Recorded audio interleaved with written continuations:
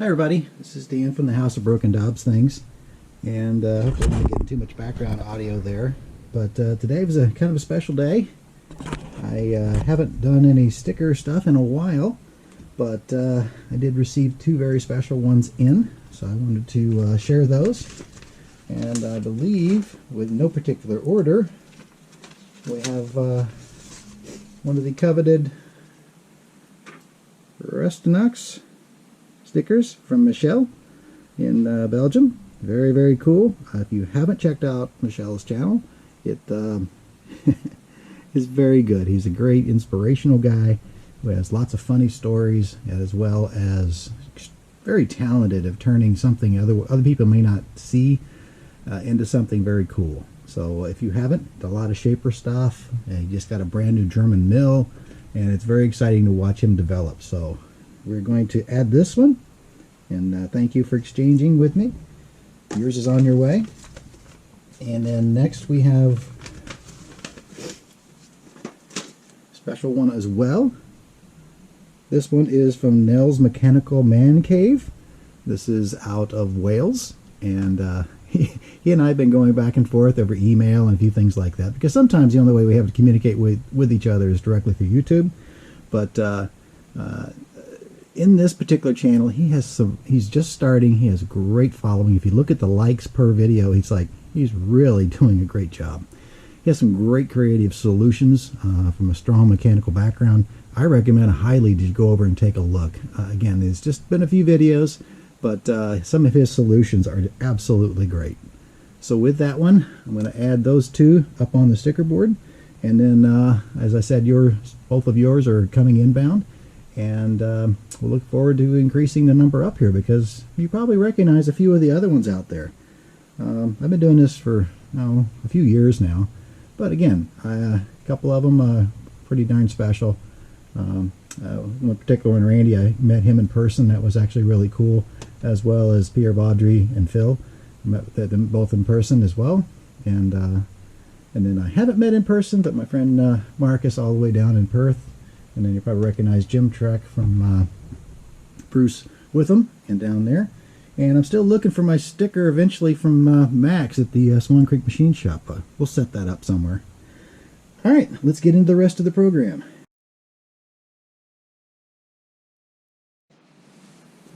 Okay, we have them thoroughly affixed. Neil, I think it was really cool. He 3D printed this, if you can't really tell. That's a lot of good craftsmanship there, because to do something as intricate as that dragon on a 3D printer, that took a while. Obviously, I'm using a little knowledge here. I think that's a Welsh dragon with a wrench, I believe. So again, I'm not very versed in the history there, but I believe that's what that is. Just to kind of follow up on the last segment, I had a few good comments back and forth about what's shown up from eBay lately. As of this week, we had this show up. Mitutoyo small hole gauges. Again, yes, I have them, but they were there. I was there. They're in very, very good condition. They've been well cared for. So we will add those to the treasure trove here at the House of Broken Dobbs Things. And for those of you watching from the old country, I've kind of explained, a lot of my DNA comes from the British Isles and the surrounding area. Here we have a... You can see that? Probably not. Probably there. Hold on one second. Okay, how's that? Oldak. Oh my gosh, these are made in England. Somehow wound their way over here. So from that one, they are actually pretty cool. They're very small. And they need a little lube and a little bit of love, but they are actually in pretty good condition. The shafts aren't rusty, anything like that. They just need a little quick once over with some oil. Probably some Starrett gauge oil probably would be good for that. But no, those just came in. Very happy with those. Okay, who wants to get sick? $5. What? Yes, Dan. $5, the full set. Good luck catching them for that price somewhere else. Nobody was looking. They put it in the wrong bin. I don't know, but for a $5 bill, I'm very pleased to have those. Okay. Speaking of old DAC, I have another version, not of an old DAC, but some of you might recognize. Sorry about that. It is a spot-on little miniature gauge. It is a old DAC Junior. Let me get that in the light here. And that has been here a little bit, but it's a funny story. A friend of mine was over from the UK, and I sent him home with a parting gift. I actually wound up with 2 of these. And part of that is, okay, this one's been here for many years. It's time for it to go home. So he was getting ready to get on the plane, and I gave it to him. He packed it in his luggage securely and everything. Well, what did you think the the Homeland Security folks here in Detroit thought of that? They didn't think a lot of that device, that no one had any idea what that was. So I believe out of out of purely trying to do something nice, I think I bought my friend Phil an extra 30 minutes at the check-in station where they were trying to figure out what this mechanical device was. It is more simple than a watch, but they absolutely flipped out on him. So sorry, Phil.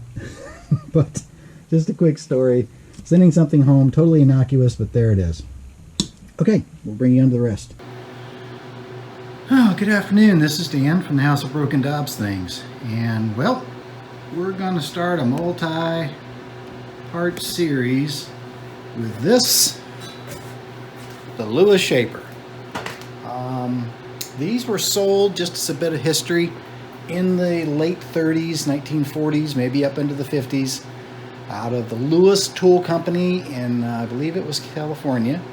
And they specialized in advertising in I'm going to say, technical journals, Popular Mechanics and the like, and offered it as a kit. Several different things, and I might pull in a picture just to give you an idea. They had a mill, they had I think they had a milling vise and several other little things that you could either buy the print for 15, 35, 50 cents, something like that, and make it yourself off the blueprint, or you could actually order the castings, the full cast pieces, and they would ship them to you. Obviously, back in the day, I'll have to look up the exact price. I think this was a couple $100, and that was a lot of money in the day. Plus, everything was in somewhat short supply as everybody was ramping up for World War II and just getting prepared for a lot of those things. So, lots of history behind these things. Is this a high-end, high-performance shaper? No. Is it tougher than an old boot, and does it have some features that make it actually very desirable? Yes. Unfortunately, being that it was kit built, there's a lot of design cues in here that maybe they didn't finish, or they, just didn't quite get it spot on. A few things like that, but let's take a quick look at some of the attributes of this one. It's a 10-inch shaper. That's desirable. That's a plus. It's at its full stroke right now, downward, so you can see that, what does it got? Probably 5 to 6 inches worth of throat travel. This vise takes up a lot of space, so you can see that it's quite a lot. I believe that to be the factory vise that was also done as a kit by itself, but in this case I think they bought it with it. I can't guarantee 100%. There's no real markings. I'm only going off old pictures and diagrams. There's a good Lewis tool group out on IO groups. They actually, not a lot of active folks out there, but there's some good prints and drawings and things like that. And then also some of the same folks are actually in the Shapers group as well. So there it is. I'm going to bring you in for a closer look, but we're going to do quite a bit because I think it's worth saving. There are a lot of things on there that you may say, oh, that's garbage. I agree. Totally agree. And there's a lot of things that it is less than desirable. I agree. One of the main things that really drives me crazy about this one, it has no oiling provision. Basically, for the ram, inside on the Scotch yoke or any of the drive mechanisms, you got to stay one hand on an oil can just to keep up with it and try basically to drive. So to control the work. It does have power across feed. It does. It has no power down feed. That's an interesting question. Maybe we should look at that and see if there's any options for that. Before you're like, oh my God, Dan has such a challenge ahead of him, let me show you something. Before we've done anything, the finish off of that, not too shabby. And the finish off of that, not too shabby. That's aluminum, and it is capable of doing good work. But I really think it's time. I've had it tucked in the back, and it's time to pull it out and give it a look. There are so many guys doing really cool stuff with shapers. I think it's time, since they're doing it, I can actually learn. I am not a machinist by trade. Most of you who are viewing know that. I'm a mechanic. So from that standpoint, it's mechanical. So I feel competent enough to work it, and also competent to try to improve it and fix it. It's going to be several pieces to this one. It's going to take months, but you know, what else you doing? You're watching this channel, so obviously you must be that bored. So for that, let's take a closer look at a couple of things and just to give you an idea what's coming up. Okay, here's a closer up view of the vise. It's on two mounts. It's rising up. It does pivot. It's kind of clunky. One of the other things that I just happened to notice is, well, there we go. Here's a handle. It's made out of aluminum. I'm pretty sure nothing on this thing was aluminum back in the day. So somebody made it, and this is squared off. I took the roll pin out, but it's just a, it's just a cobbled up mess. Okay, that's got to be fixed. While I was playing with that, here's something that was interesting. Check this out. Okay, why? Well, I'll show you closer. Okay, I think you can see that. There's the forcing screw. There's a countersunk area there. I'm pretty sure there's nothing in there that's supposed to be pinning that for both directions. We'll put that on the list. As near as I can tell from the old prints, there were supposed to be a couple of slots cut on that side, or at least some bolt holes cut into it. Either they weren't in the mood or they just didn't get to it. So add that to the list. Okay, it doesn't have it, but it's peculiar to me that there are some holes right here on these four, and there's a squared channel across here. So, what was supposed to go there? Don't know. What I was thinking about, I've seen this in other small ones, that down here, this is, not perfectly cleaned off now, but it's a fairly machined surface. I do like the idea of having a support that goes down and actually gives it some support to help it pushing down. It's not super heavy. So if it's any downward force this way, it's going to basically give it some.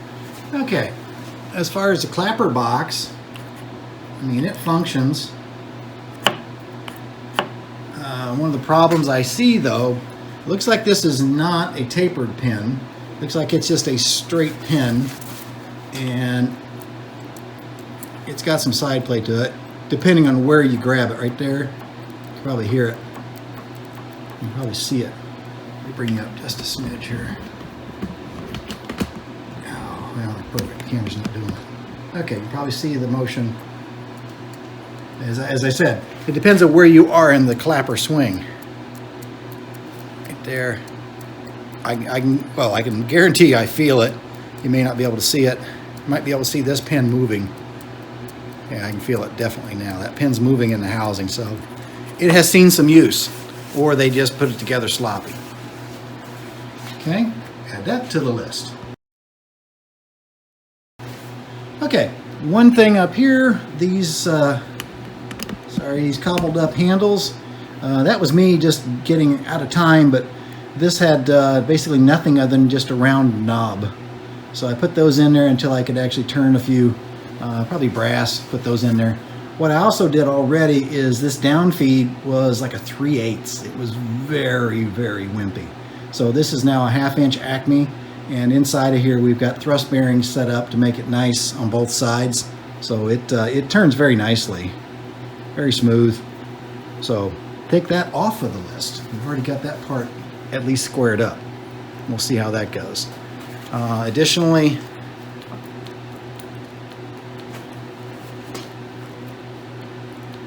got a little bit of play there that is coming in through the gibs. So the gibs need to be tightened. Small item, but there it is. Okay, the crossfeed doesn't seem to be too awful. Out here, I don't think they bushed it. So you can see it right there. I don't think that's bushed. That might be something I will look at for an upgrade. And as far as turning, the ways don't feel too bad. I mean, it's not glassy smooth, but you know, there you go. The main carriage is back here. It's got a square block where basically they keyed to it. So this housing right here is bolted on. The housing will turn, so you can rotate the box. So you can do an angle. So not much, but you could do a little bit of an angle, I think. Of course, the table's all the way down now. The gibs for the bottom are down here. So from that standpoint, I've already changed out those screws a little bit long. It's all what I had on the shelf, but that should be okay. Now, what I was thinking is this might be a great opportunity for this kind of a machine to leverage the scraping tools I've acquired and then see what we can do. I'd rather do this machine, which I don't have a lot invested in, than trying to do something on my Harrison, Clausing 11 Harrison, and screw it up over there, or my Rockwell Mills. No. So this could be my learning platform for the scraping.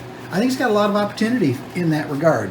I mean, really, you just got that, and then you've got the RAM for scraping, plus it already has an issue with lack of oiling, so that might be an opportunity to do both of those. Okay, as far as the downfeed screw, yeah, they've got a locking right here. There's nothing on it. If you see that, you lose a lot of travel right there.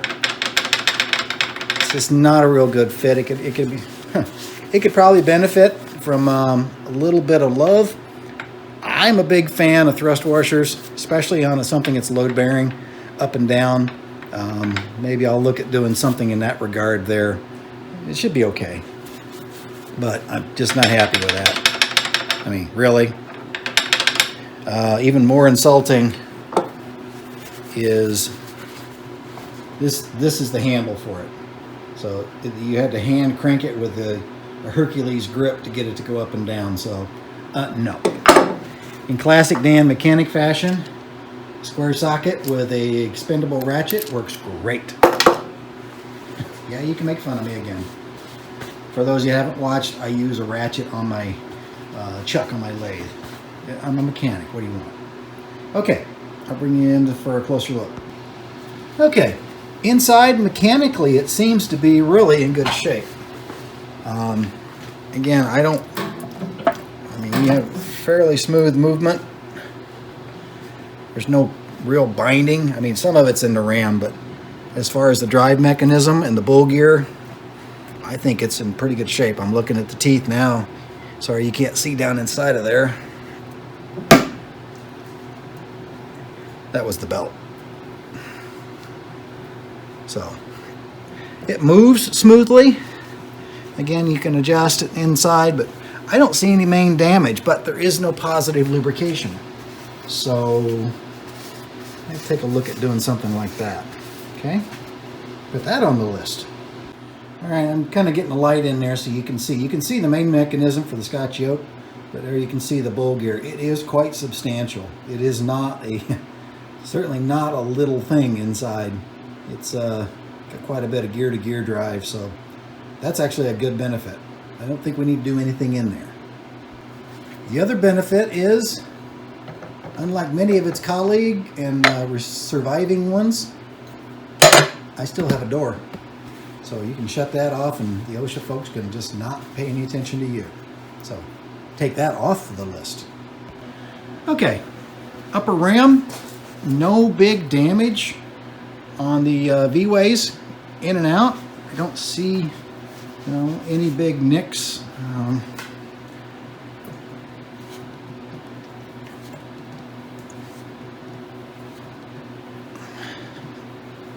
can see right there. Again, it's pretty uniform the way it is all the way across. It's not a problem on this side.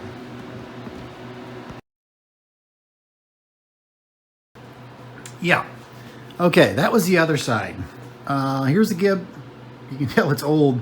They've got square nuts. Yeah, they still make square nuts, but it's not that common. Across there, so the gibs push in, and here's another area for opportunity. They've got a metal strip going in there, and there's no lube at all, period. So if you're not sitting here with a squirt can, keeping that lubed, it's going to be running metal on metal. Now, it really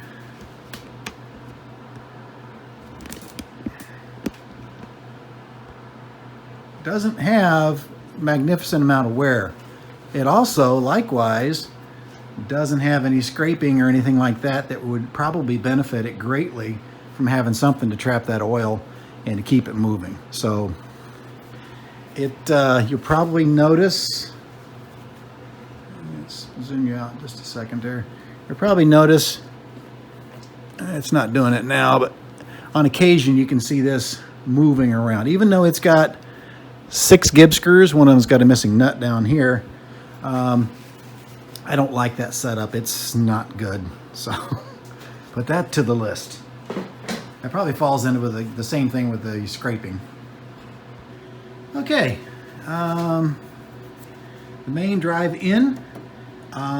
There's a hole for oil on the shaft. That's it. There's a hole for oil on the shaft. Nothing. You just drop it in. Same likewise for here, for the power feed coming out. Again, you just have to stay on top of it and keep it oiled. Of course, oil gets everywhere. So it's a bit of a hot mess. So put that on the list. A drip system would be perfect. If that's all we had, that would be great. You could put a drip oiler here, one there. You could have one feeding down into both. It would work fine.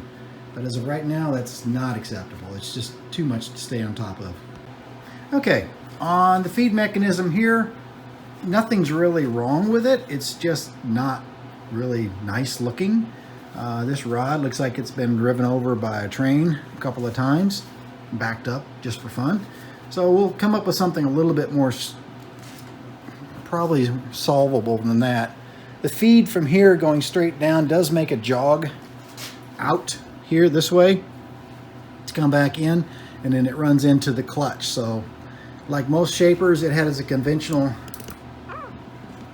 knob right here that you start to feed. Depending on which way you go is how it's going to feed. And then the clutch down here at the bottom. This one, like another one, there's one on YouTube right now where the owner had a problem with it skipping. Depending on where you were, it was skipping a beat when it was feeding. Well, what happens is it doesn't have enough tension on the lead screw actually to keep it in position to make it ratchet back over, so it just kind of stalls. You bump it and it takes off again. This has that issue too. I believe the simple answer on that one was just to fix it with like a Belleville washer, and that was just enough tension to keep it and where it would actually run over and catch the clutch again. There's a pawl in here where it rides over the top. It needs to be cleaned up. That rod needs to be fixed. Again, you adjust the rod to change the level of your feed, and that's about it. There is a square drive here. This hand knob is not that annoying. There should be one, excuse me, there should be one right here as well to go ahead and fix it so you can hand crank this thing. Then you of course would park it, but to feed it, hand crank it while you're actually checking the fit of everything. So that would be another one. So we'll fix that, put a crank on there of some kind, put that on the list. Okay, down below here is where the real chicken wire. I'm going to say that this was done by a farmer. No, that's not an insult to farmers. But if anybody's ever worked on anything that was repaired by a farmer, well, there's a lot of varying degrees in quality out there, let's say it. But bless their hearts, some farmers have just enough time to get it where it can get the crop in and then move on. So sometimes the fixes have got to be in the middle of the night. They got to be, you know, quick, and it's got to get it done. So you see this wire right here? That's tying it off, for God's sake. This is as I got it, okay? This is nothing I did. And then underneath here, there's a pivot right here. So it ties off here, kind of holds its position. And you can see down below the motor. I'll show you how special that is here in a second. But obviously the belt drive is just a hot mess. So put that on the list. That's going to be a little bit of work. But okay. Okay. You thought the other end was wonky. Okay. Yeah, well, here's Willy Wonka for sure. This is a spring that's holding up the motor. Okay? The motor is on a pivot. Okay? So the motor's weight is what's pulling it down, and the spring is basically just keeping it somewhat balanced. I have no idea. I've never seen anything like that before. It won't take that much to fix it, but holy smokes, what a wacky setup. So I don't know. That's as I received it, so I am not going to take credit for that design. Wow. Put that on the list. Okay, so we got a lot to do. I say we by virtue of this channel in which you are a part of if you are watching this. Let's see. Let's go for it. As you can probably hear, she's a very quiet running shaper. No problem. That motor down below is ancient, but it works just fine. Okay. As you can see, everything's quiet. Let's see if we can make it feed. Hear the clicking over.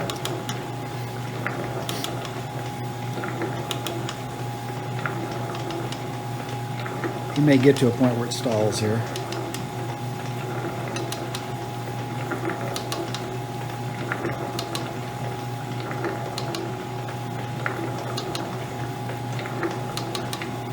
Definitely low tech.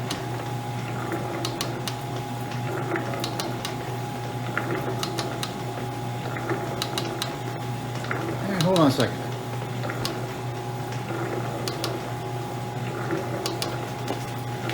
Alright, looks to be about 4 or 5 thousandths for each cycle. Hold on, I'll put you down. Yeah, it's running about 4 to 5 thousandths, maybe 6.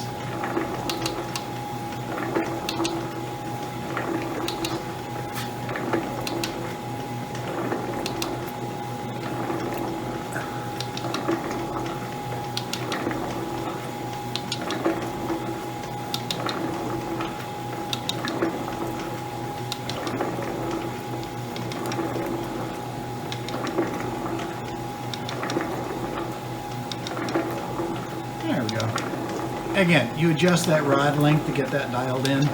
It's pretty low tech. But it works. Seems to be fairly uniform.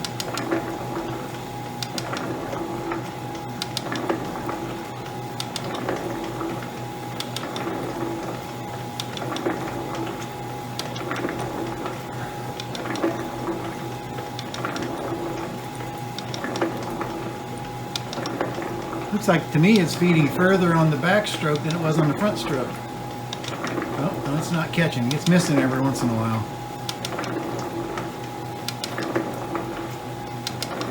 Alright, add that to the list. Alright, see it right down, see all the working operations. What's missing to me for something this vintage it's the clunking and banging and crunching that should be going on if it's really damaged inside. So it gives me hope. Okay, it's doing all right. Right now, I've been using weight oil on it. Seems to be the right kind of thing for this kind of an event.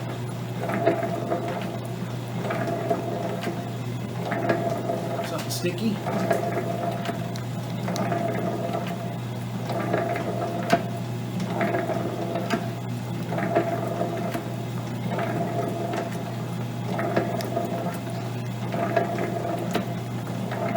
Okay. Excuse me. So, there you go. Turn around, you can see the little transfer gear in the back.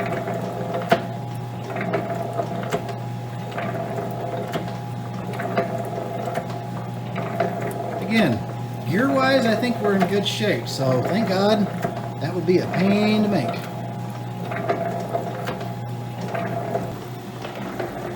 Okay, so there you have it.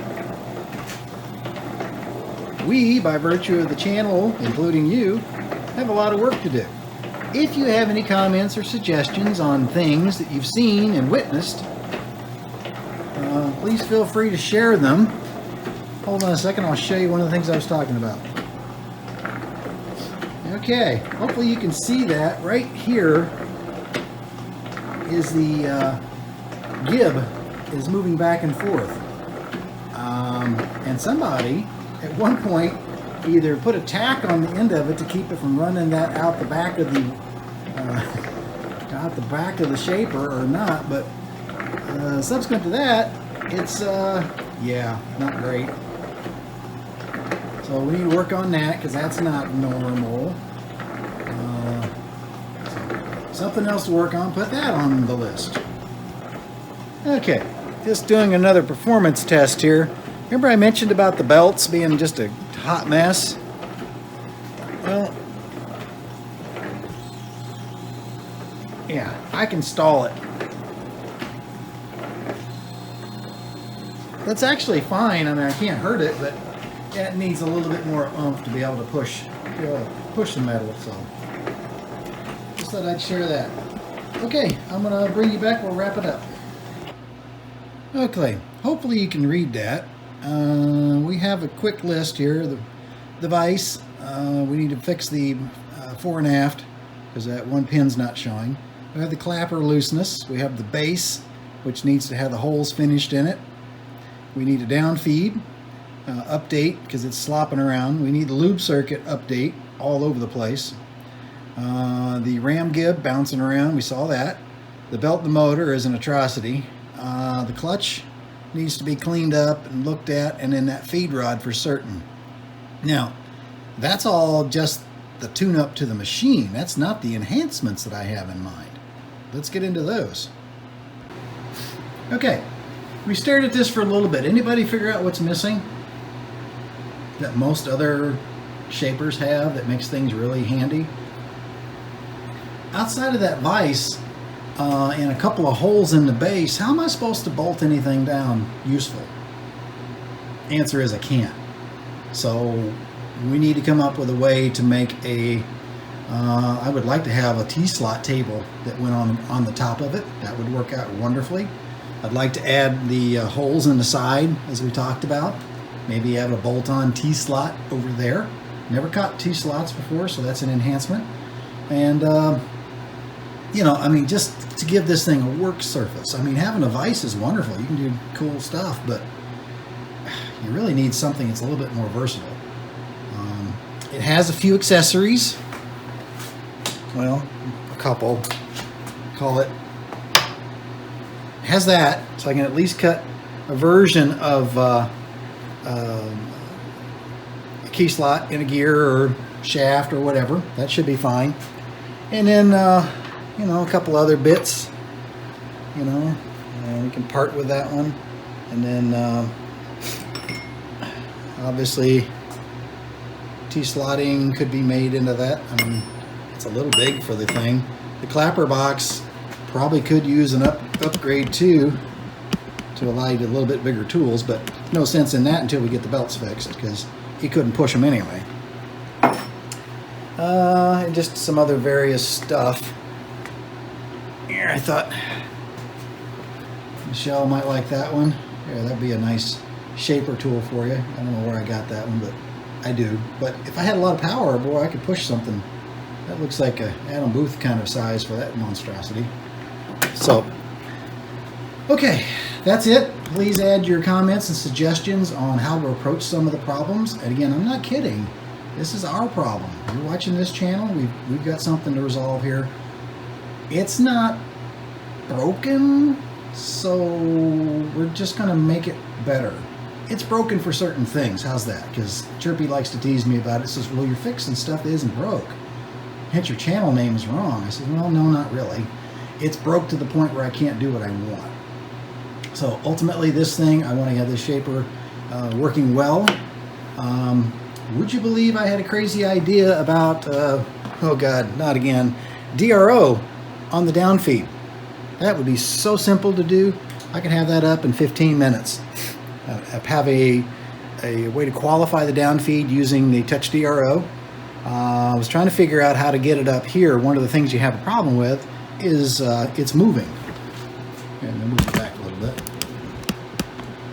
I could do a DRO on this very simply. But it's moving back and forth. So how to make that work and keep the wires out of everything. I could, actually, one thing you could do is you could do a touch DRO module off of this, power it off of a battery.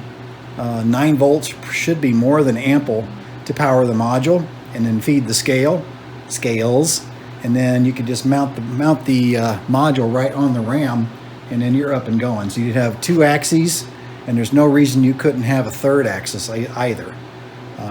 The only connection that you would have is movement, but you could pick up those and feed them in. Well, actually, what would work on it well on that one would be like a drag chain. Would work probably pretty good. You could use that. We keep the wires out of everything. We've already got one over on the table, a spare, from I ordered 2. And then that would give us an option. So DRO on an antique shaper. How wild would that be? Now, downstroke on that one, the scale cost is about the only money. The majority of those would be 6-inch scales.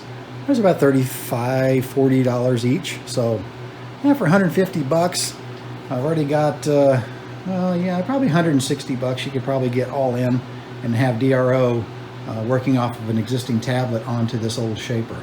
That'd be kind of cool, I think. Because one of the things is, for guys I've watched do it, I mean, Michelle, you've commented on it as well, that controlling how far down you're feeding, you know, where are you? Yeah, a lot of sketch lines and stuff, so you can kind of keep an eye on it. But how do you do it for those of us that don't have power feed to control that?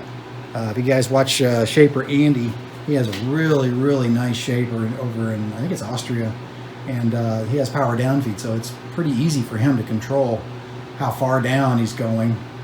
But even then, he's using the scribe lines to monitor it. So I think a DRO would be kind of cool.